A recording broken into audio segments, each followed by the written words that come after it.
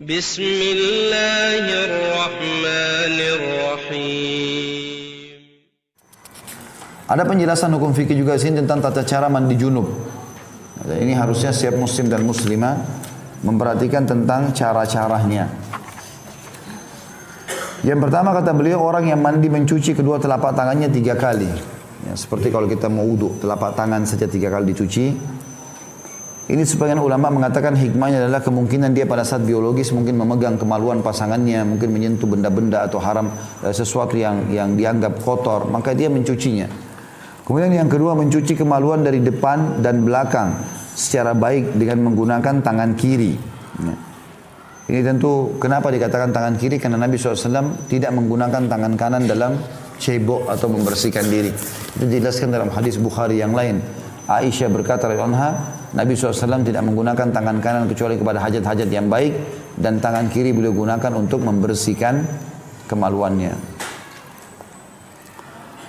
Kemudian yang ketiga, berwudu sebagaimana wudu untuk sholat, dengan catatan tetap menjaga wudu dari perkara yang membatalkannya dan tidak menyentuh kemaluan dengan tangan manapun.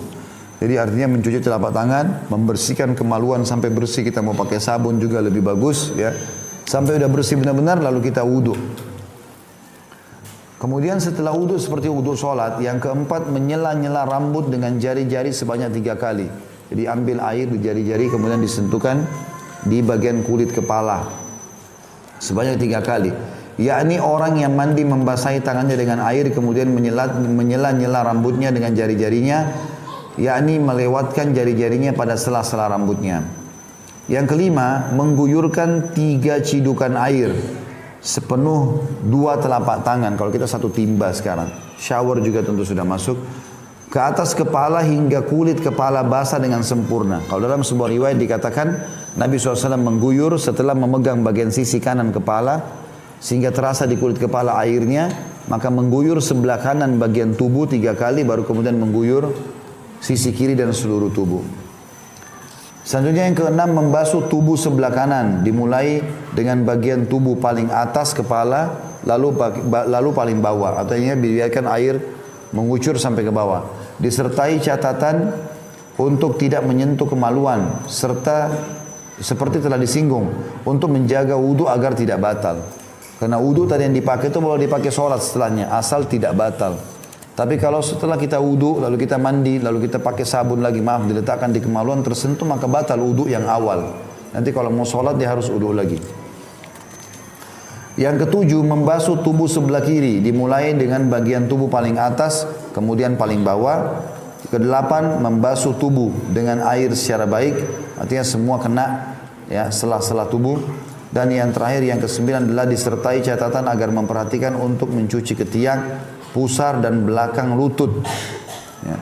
Ini tempat-tempat yang kadang-kadang tidak kena air, maka digosok di bagian ketiak. Di situ dijelaskan. Kemudian bagian pusarnya kan ada lubang, dikhawatirkan tidak kena air pada saat mandi junub sehingga mandi junubnya tidak sempurna.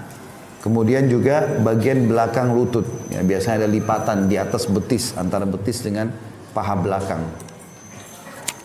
Setelah itu ia pergi ke tempat sholatnya tanpa perlu berwudu kembali, asal dia tidak membatalkannya. Kalau kesentuh kemaluan, keluar angin, kencing, maka ini semua berarti batal wudu awal. Untuk sholat dia harus wudu lagi.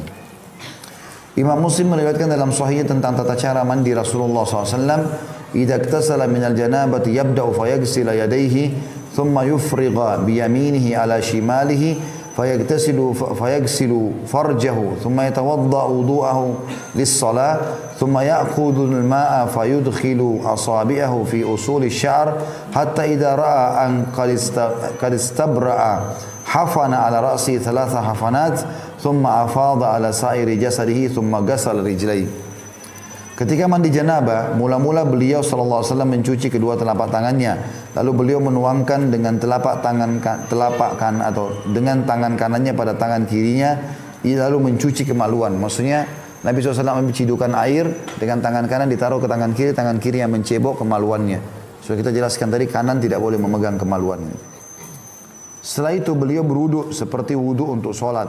Kemudian mengambil air lalu memasukkan jari-jarinya pada akar-akar rambut hingga ketika merasa bahwa beliau sudah menyempurnakannya, maka beliau menciduk 3 kali cidukan dengan kedua telapak tangan untuk diguyurkan pada kepalanya, lalu mengguyur seluruh tubuhnya, lantas membasuh kedua kakinya.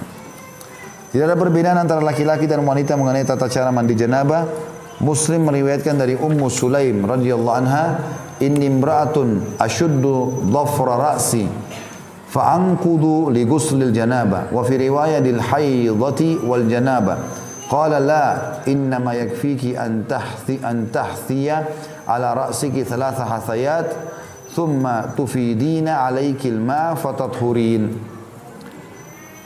Aku adalah seorang wanita yang biasa mengencangkan jalinan rambutku, maksudnya menguncirnya. Apakah aku harus melepasnya kalau aku mandi janabah? Kalau ada kunciran? Maka dalam satu riwayat, apakah aku harus melepasnya kalau aku dalam keadaan haid atau junub? Maka Nabi SAW menjawab, tidak perlu. Tapi cukup bagimu mengguyurkan pada kepalamu 3 kali cidukan, lalu kamu guyurkan air pada tubuhmu, maka kamu menjadi suci. Hadis ini riwayat Muslim di jilid 1 halaman 259. Jadi perlu dipahami juga ya, mandi junub ini ringan sekali. Bukan mandi yang berat seperti sering dibayangkan. Karena ada juga orang pada saat pasangannya ingin mengulangi biologis, dia nggak mau. Kenapa? Malas mandi. Ini bukan masalah malas mandi. Mandi mudah, bukan sulit. Jadi jangan selalu dibayangkan kalau saya tadi mandi, sekarang biologis lagi harus keramas lagi dengan sampo segala macam. Enggak. Pakai air, tadi sudah pakai sampo, sudah pakai sabun, sekarang mandi yang kedua ini mandi membasahi, syarat saja supaya junub itu bersih, bisa sholat gitu kan. Dengan tadi mengguyurkan sampai 3 timba air, ya dibahasakan dalam hadis ini. Adapun tentang mandi wanita dari haid, maka para ulama berselisih mengenai kewajiban melepas jalinan rambut kepalanya atau ikatan. Namun yang sahih bahwa ia tidak wajib mengurai rambut kepalanya. Berdasarkan hadis terdahulu, dalam suatu riwayat, apakah aku mengurainya karena haid dan janabah? Yarhamkallah. Allah.